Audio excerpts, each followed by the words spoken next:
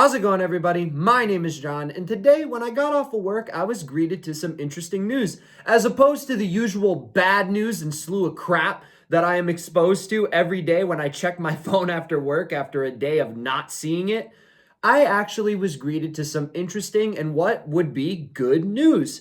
As the House of Representatives voted in a near unanimous vote, 427 to 1, on the subject of releasing the Epstein files. Now, before we actually break down all the details of how this vote came to be and what it means, who's the one? That you have to ask that question. 427 to 1, who is the one? And the one is Republican Representative Clay Higgins. And let me just say this right now. Investigate that man. Investigate Clay Higgins. Even after Donald Trump, in a massive shift of rhetoric, says, vote to release the Epstein files. He tells all of the Republicans, you should be voting in favor of releasing it because we don't have anything to hide. I think it's more so, well, if you vote against the Epstein files, that tells everybody that you're guilty. That tells everybody that the Republican Party would be guilty. But Trump says it's because we don't have anything to hide. We'll see about that. But as for Clay Higgins, the one out of 428 votes that voted in favor of keeping the Epstein files classified, and the reason that he voted that way is because he said, as written, this bill reveals and injures thousands of innocent people, witnesses, and people who provided alibis, family members, etc. Well, people who provided alibis in a cover-up to hide the heinous actions that were going on Epstein's Island, they're not innocent. And any witnesses or anybody else who actually observed the information or observed these heinous actions being committed, they shouldn't be worried. Why would they be so worried of the files being released? How would that just damage them? We can change witnesses' names. We can do certain things. But that leads me into why, despite this seeming like a very good thing, and I would have voted in favor of releasing the Epstein files too, of course, but you already have House Speaker Mike Johnson coming out and saying that we have to release the Epstein files, but with redactions. Similar to the way that I criticized the House Oversight Committee for releasing the Epstein emails that came out last week and redacting victims' names that we later found on Daily Mail and other news sources that didn't need to be redacted. This was public information that you could just figure out. I highly disagree with releasing the files redacted. And immediately upon seeing the results for that vote, you immediately see all the memes, people saying, this is what the files will look like. And they just show a full page of black classified lines full of redactions. And I mentioned this in my last video. I don't trust this release of the Epstein files. They've had enough time to where they can change whatever they want to change. Who's going to tell them otherwise? If they release all of these Epstein files, and let's say they make a whole bunch of crap up and they put a bunch of names in it that shouldn't be in it, or they manipulate it, because there's been reports that I've been hearing, or at least rumors circulating, that Republicans' names are going to be excluded from those files upon being released. Mark Epstein said that. I don't know how reliable Mark Epstein is as a person. Obviously, being the brother of Jeffrey Epstein, I have to question his morality. He probably knew a lot about it. And I don't know what Mark Epstein's criminal status is, but the guy should likely be behind bars. So you got to take everything he says with a grain of salt, but I do think he's right. It's not a coincidence that when you have this big government shutdown, and it doesn't seem like the two political parties can agree on anything, polar opposites, the Democrats who caved to the Republicans in regards to the shutdown are immediately shunned. Trump going after Marjorie Taylor Greene and Thomas Massie and any Republican that deviates from their party. It's not a coincidence that you see bipartisan support. We all know that Bill Clinton is in those Epstein files and is guilty. Allegedly. I'm not going to say that I know it because then I'll get sued or somebody will come after me. But we all know that Bill Clinton and probably Hillary and a bunch of high-ranking Democrats are likely guilty and implicable in those files. And we also know that about Donald Trump. You see all the pictures of him and Epstein. You have Elon Musk posting that Trump is in the Epstein files. Why else would Elon post that unless it was something bad in the Epstein files? And number two, how does Elon even know that? We got to ask these questions too. But odds are that both political parties would look bad if the Epstein files were released the way that they were released. They would both look bad. So they probably came to some bipartisan agreement. Hey, we'll scrub your name from the files as long as you allow us to scrub our name from the files. Because with the Republicans being in charge of the government, not fully in charge, that was a little bit of a Democrat piece of misinformation during the government shutdown. They said, oh, the Republicans control all three branches of the government, so they can just reopen the government. Well, that's not a total lie. It's a lie in terms of they couldn't just reopen the government because it required a filibuster vote, which is 60 out of the 100 members in the Senate, for example. It requires a larger majority than what the Republicans have. But there is an element of truth in it when you say that the Republicans control the government. So when these files come out, the Republicans are going to be the ones that have their hands in them, that are allowed to change them. I guarantee you, we will not see one politician go down from the release of these files. The fact that they're being released and there was a unanimous vote from the Senate, exception of Clay Higgins, once again, investigate that man. But the fact that there was a unanimous vote just tells me that both parties are going to work together to scrub the files of any sort of government wrongdoing and play cover up for each other. So proceed with caution upon reading the information that's released in these Epstein files. Proceed with massive caution, because odds are both of our great political sides are telling you lies, feeding you bullshit, and feeding you false narratives or information that isn't true, and redacting information that doesn't need to be redacted, like the House Oversight Committee did when they released the Epstein emails. Because why redact that information? If you're trying to be transparent and release these files, the victim's name that they censored was Virginia Giuffre. Why censor that? She's no longer alive, so it can't hurt her directly. And putting that information in when we already know that she's a victim, she's given testimonies about it. Why do that? Well, you bet your ass when they release these Epstein files on a major level that would probably have multiple high-ranking members of both political parties directly involved and others who are involved through lobbying and other sorts of assets to where they withheld information or kept things to themselves or, were paid money, bribed off to turn an eye to it. I don't trust the release of these files at all. Odds are it will play cover up for both political parties. But earlier, I addressed Marjorie Taylor Greene, and I want to talk about the MAGA civil war, or the MAGA versus America First thing that is happening right now on the internet, because it is snowballed. From the first video I made post-election was saying that I feel politically homeless, that I was a Trump supporter prior to the 2024 election because I was promised a whole bunch of things and I saw a bunch of wrongdoing from the Democrats.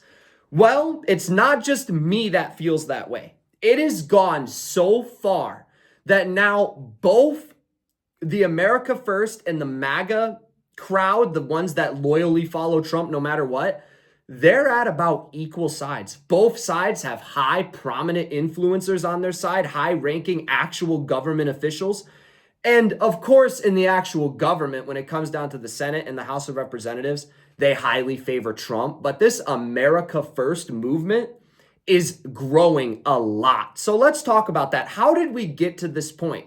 Well, I think you have to start with the promises that Trump made running in the 2024 election and what he's actually done since being in office. The first one is Trump ran on being the peace president. No new wars started under me. Nothing has ever happened under me. The world just loves me and they obey me because I'm a powerful man. That's the Trump narrative. Well, he bombed Iran for Israel. Giving Israel financial backing is one thing. Every president from Donald Trump to Joe Biden to Barack Obama to George Bush has supported the financial backing of Israel and has poured billions of dollars to them. That's not anything unique, but Trump directly bombing Iran, essentially on behalf of Israel, is anti his messaging. Oh, I'm the peace president, but I just go out bombing countries for foreign interests. That was the first major point of contention. The second thing is Trump's agenda is very anti-immigration, that they want to cut immigration, They want to cut illegal immigration especially. But now they've been shifting their rhetoric a little bit, saying that some immigration is okay. Now, I'm not fully against immigration. My family stems from Eastern Europe, Bulgaria, and Greece. My family is from immigrants. I'm a second generation American. My parents are the only people that were born here in this country before me. So I'm in favor of legal immigration. But you have the Trump administration running on this anti-immigration platform. But then when it actually comes down to it, they promote the H-1B visas, which is bringing in workers from other countries to come in. And Trump, in a terrible interview, one of the worst sound bites I have ever heard Trump drop, and trust me, that's a tough competition to win, but one of the worst sound bites I've heard Trump drop in the history of his time in politics is him saying, there is no American talent here, when he's being pressed by an interviewer of, why'd you shift your rhetoric? Why do you support these H-1B visas and workers coming in from China?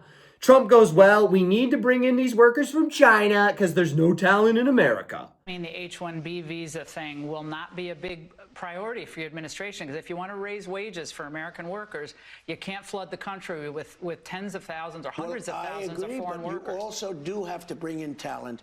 When we have plenty of talented people here. No, you don't. We don't have talented people here? No, you don't have certain talents, and people have to learn. Following that, you have the coalition that Donald Trump made with RFK Jr. and Maga, which stands for Make America Healthy Again. And they had plans to slash Big Pharma, slash these monopolized food corporations, and make things better. That's what the Maga agenda actually is to get rid of artificial food dye ingredients, make sure that vaccines are safe for everybody. I'm not anti-vaccine, but I think we can all agree that maybe there was a bit of misinformation led in the COVID vaccine specifically. So the Maga movement is, health and safety medications for people, or vaccines, and of course, making the food more eatable, more edible for Americans, because the way that they're making food now with all these artificial food dyes and the processing that food goes through is undoubtedly causing mental illness and physical disabilities to Americans. No doubt. I don't think anybody disputes this. Well, you have Trump now slashing the prices for Ozempic and Wegovy and all other weight loss drugs, which is anti what Maga is supposed to stand for.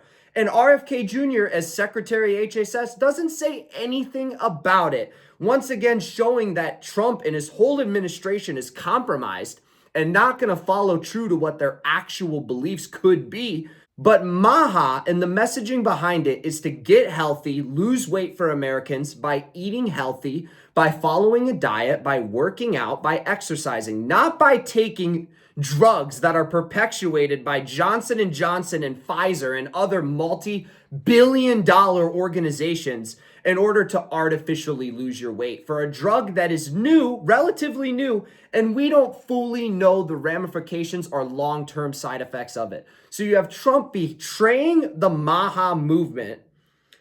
Then you have the fact that Trump ran on solving all of these wars. I'm going to solve all of these wars. I'm going to solve the Russia-Ukraine conflict on day one. And now Trump runs around with this talking point that he's solved 8 wars in 8 months and that he's the most peaceful president ever and that he should have won the Nobel Peace Prize. Well, I disagree with this highly. I've addressed this in a previous video. If you actually examine the 8 wars that Trump has supposedly ended, you'll realize that a lot of them were not full-fledged conflicts, or Trump just didn't really have any say in the mediation process. Maybe he said, oh, I want this to be mediated and I want there to be peace, but these countries came to peace terms without the interference of President Trump.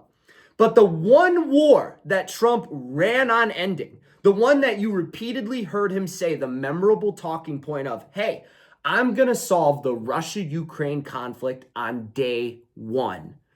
That didn't happen. And I know that Trump was being hyperbolic in the way that he was saying it.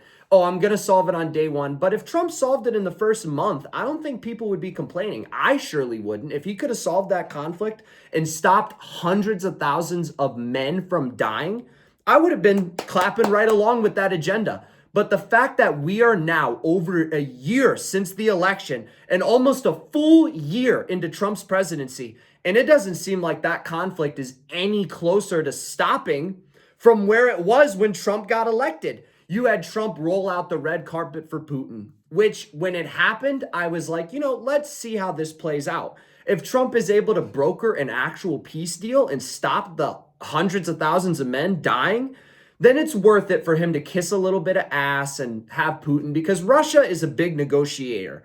You have to a certain extent, kiss a little bit of ass, maybe play to their hand a little bit in order to actually get them to come to the table. But now you have Trump, who rolled out the red carpet for an international war criminal. And there's not even a peace deal from it. This makes not just Trump, but the entire United States foreign policy seem weak. This is an invasion that we are against. The United States values in this country are against it. We can talk about if NATO is to blame in any sort of way. I don't agree with this 100% unprovoked label that mainstream news and Western propaganda is putting over this. We can't lie and say that NATO encroachment into Russia or wanting to add Ukraine to NATO isn't any of the cause. We cannot say that. So I'm not going to say that the conflict is 100% unprovoked, but I think we can all agree, even if Ukraine was wanting to join NATO, that it is not right for Russia to sacrifice hundreds of thousands of their own men and also get rid of hundreds of thousands of Ukrainians as they're bombing civilian infrastructure, they're bombing towns. There's been people complain about the Gaza turning into literally nothing, the fact that it's been bombed. Well, look at some of these Ukrainian cities. They, like Mariupol, they have been bombed to the ground. We cannot question that it is against Western values for Vladimir Putin to do this. Even if he has some sort of narrative in his head, or even if there's a little bit of truth to it, it's still not right. So when you roll out the red carpet for someone who is a dictator and international war criminal, it makes you and the entire country appear weak. And when Trump is supposed to have this hawkish position and he's supposed to be a power player and a deal broker and somebody who's supposed to be respected, when you see somebody roll out the red carpet for him and then that person turns their back and says, I don't give a fuck what Trump says, just continues to bomb Ukraine, continues the warfare, the loss of life, which Trump has ran on being vehemently against, which is one of the reasons why I fell for his bullshit in the 2020 leading up to the 2024 election. Well, no, the stopping of the loss of life in Russia, Ukraine hasn't happened yet, and I'm patiently waiting for it. Then, of course, you have the fact that Trump hasn't released the Epstein files. Prior to even the 2016 election, you have clips of Donald Trump saying, addressing the fact that the Epstein files are real. The fact that Bill Clinton is in them and that he'll have trouble. Trump said that the Epstein files are real. Bill Clinton. Nice guy. Got a lot of problems coming up, in my opinion, with the famous island with Jeffrey Epstein. A lot of problems. But now when Trump is actually in power, all of a sudden it goes from they're real, Bill Clinton is going to have trouble, to it's a Democrat hoax. If it was really as simple as Trump is saying, oh, Bill Clinton's going to be in trouble, it's all the Democrats in there, no Republicans, why wouldn't Trump months ago have made the statement that he said now that said, all Republicans should vote to release it? If you guys have nothing to worry about, then why not vote to release it from the get-go? But now, all of a sudden, now that they've had months to sit on these files, probably alter them to their favor, now it's, let's release them. We got nothing to hide. Let's release them. Let's be transparent with the American people. Ignore the fact that we weren't for the last 6 months since this Epstein thing has really come up again. But now we'll release it. Yeah, we're for the American people. The cherry on top for why it's turned into an America First conservative movement versus MAGA, whatever MAGA is, just seems like a Trump cult at this point, is because the policy that Trump has been passing, or at least proposing recently, is inherently not conservative. Giving a $2,000 stimulus check to every single American who makes below $100,000 is not conservative. That is not something that the MAGA base or the America First crowd agrees with. Because, and I explained this in the last video, so I'll make it quick.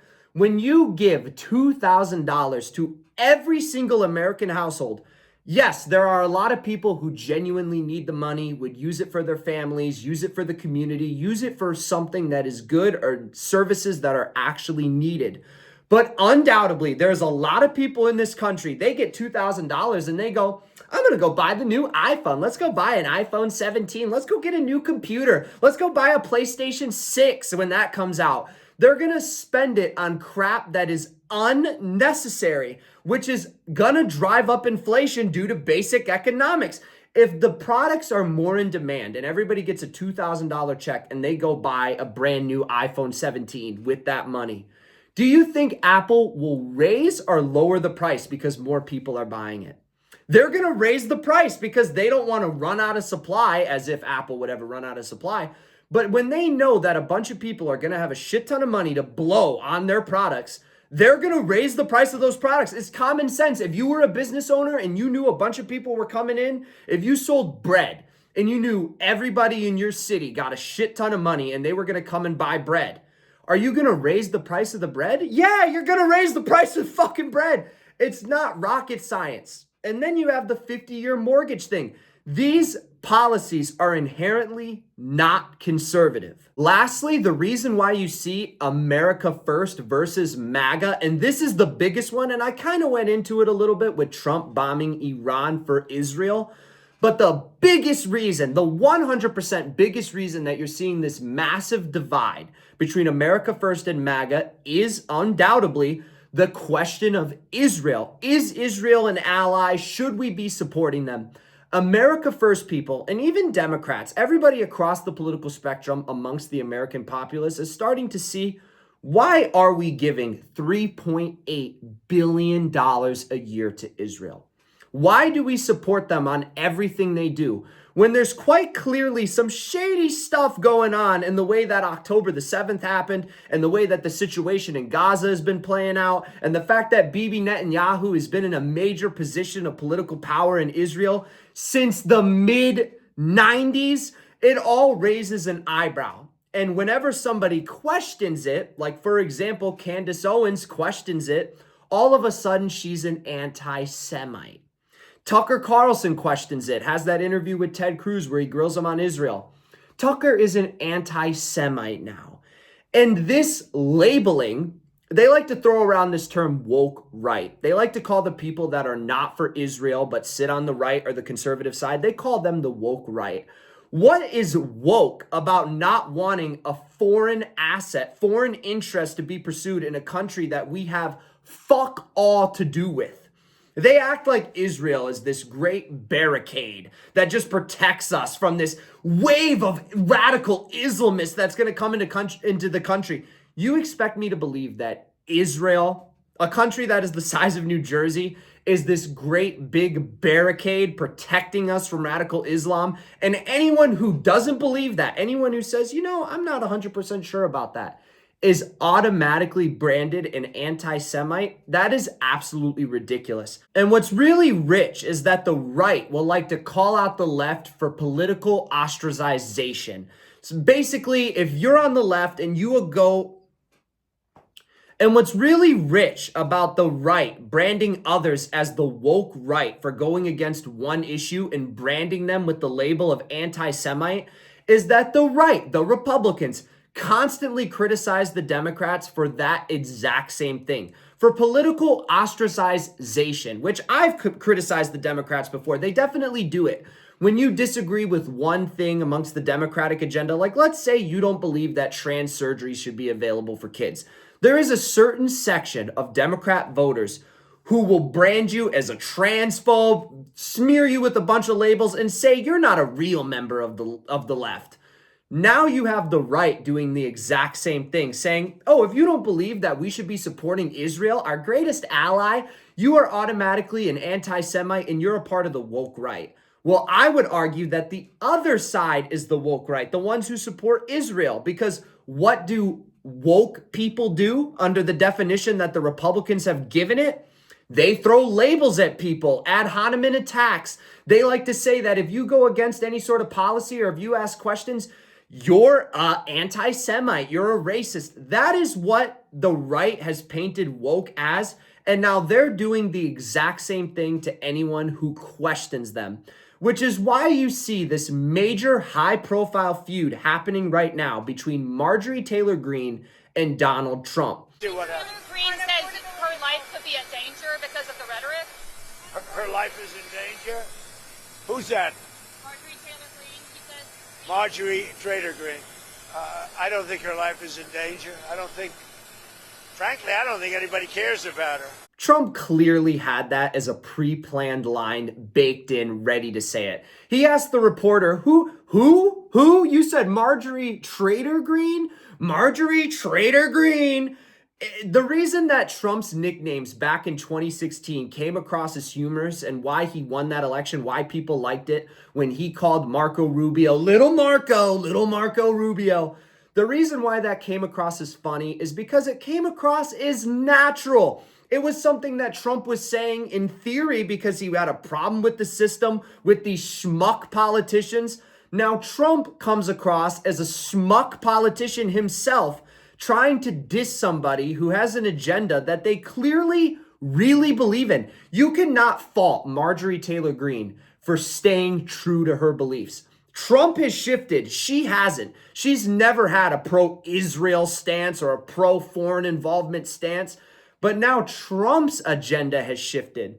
And when he calls Marjorie Taylor Greene Marjorie Taylor Greene, but then he doesn't explain why. Why is Marjorie Taylor Greene a traitor? Is she a traitor to the country, or is she just a traitor to your MAGA Republican Party cult? Trump calling Marjorie Taylor Greene Marjorie Taylor Greene, and the fact that his MAGA base and Republicans are running with it is extremely hypocritical. Because isn't it the same thing as when the left brands the Republicans as fascists? And the Republicans say, you shouldn't and you can't call us fascists because that implies that we're an actual threat to the country. And when people think that we're an actual threat to the country, they will be inclined to take action against what they perceive as an actual threat. Well, when you call Marjorie Taylor Greene a traitor and you imply that she's a traitor to the country, is it out of the realm of possibility that out of the 77 million Trump voters in the last election, that maybe 1,000 of them would say, oh, wow, Marjorie Taylor Greene is an actual traitor to the country. Maybe we need to do something about that. Maybe we need to take action. God forbid anything happens to Marjorie Taylor Greene, but if it did, I would argue under the logic that the Republicans are saying that Democrats are responsible for Charlie Kirk's incident, for example, by branding him a fascist. If something happened to Marjorie Taylor Greene, could we say that the Republicans are at fault for calling her a traitor? I would say yes. Based on that logic, you have to hold the same standard to both sides. And undoubtedly, them calling Marjorie Taylor Greene a traitor. Meanwhile, like I said, they haven't given any actual reasons for why Marjorie Taylor Greene could be considered a traitor. It is harmful rhetoric that no doubt will do no good. And Marjorie Taylor Greene gave a great response to Trump calling her a traitor. She said, I gave him my loyalty for free. I've never owed him anything. He called me a traitor. And let me tell you what a traitor is. An American that serves foreign countries and themselves. If we look at the track record under that criteria, which I would agree with from Marjorie Taylor Greene, Donald Trump is more of a traitor than Marjorie Taylor Greene could ever be because he has done things directly for a foreign asset like bombing Iran. What American interests come out of bombing Iran? And I know people are going to say, well, Iran was developing nuclear weapons. How do we know that? Because Israel told us? Well, they also told us that Iraq was doing that back in 2002. So we invaded Iraq and we found no weapons of mass destruction. So when Israel cries wolf for a second time and says, oh, United States, please help us. Iran is developing these nuclear weapons. And Donald Trump goes and bombs Iran. He comes across as more of a traitor than Marjorie Taylor Greene could ever be. Because once again, Marjorie Taylor Greene hasn't done anything She believes that the Epstein files should be released. She doesn't believe in the constant foreign involvement and foreign aid going to Israel. Does that make her a traitor? And I'm not being a hypocrite. I'm not saying that Donald Trump is an actual traitor to the country. Well, maybe. But I would say, based on the criteria of what I would consider to be a traitor, someone who's not acting in the interest of the American people when the president is supposed to be acting in the interest of American people, I would say that most, if not all, of our modern day presidents since the year 1990 have all been traitors to the country. I am not saying that you should go and do anything about that. We have to make that perfectly clear. I do not support nor endorse any sort of political violence to either side, no matter how bad and how reprehensible and how just terrible the people are. But at the end of the day, Trump clearly doesn't care. He's going to throw that label around at Republicans and anybody who doesn't side with his agenda, the same way that he's dissed Thomas Massie and Rand Paul. People who are not traitors. You can't point to anything that these guys or Marjorie Taylor Greene has done and actually say this is why they're a traitor. Once again, maybe traitors under the Maga definition of traitor, which is just apparently not following every single word that Mr. Donald President Trump says to the fullest of extent. But in terms of actual traitors to the country, Marjorie Taylor Greene, Rand Paul, and Thomas Massie are anything but traitors. They are the most America first politicians that the country has.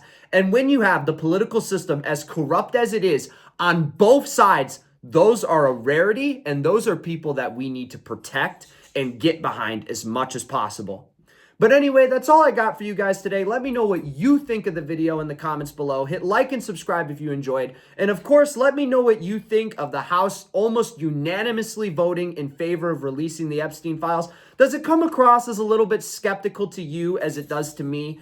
Because it definitely seems suspicious that our two lovely political parties would agree on anything. And let me know what you think of the Marjorie Taylor Greene versus Donald Trump feud that's going on. I think that there could be maybe a little bit of good that comes out of it. Hopefully good comes out of it, as it can show people on the left and people that dislike Donald Trump that being a Republican is not being a Trumper. Being a conservative and being America first is not the same as being MAGA and following Donald Trump's every waking policy and piece of agenda. But anyway, like I said, I hope you guys enjoyed. Hit like and subscribe if you did. I will see you all in the next one. Stay safe out there. Peace out.